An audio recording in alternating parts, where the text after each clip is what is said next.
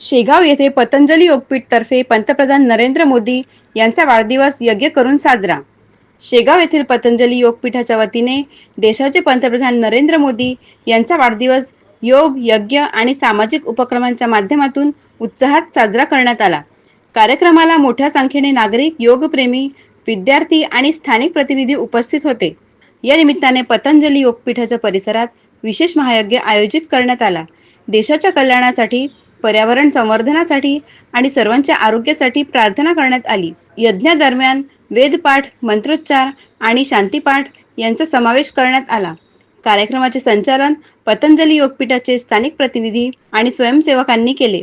कार्यक्रमाच्या शेवटी सर्व उपस्थितांनी राष्ट्रहितासाठी प्रार्थना केली आणि आरोग्य, शिक्षण, पर्यावरण यांसारख्या क्षेत्रात कार्य करण्याचा संकल्प व्यक्त केला.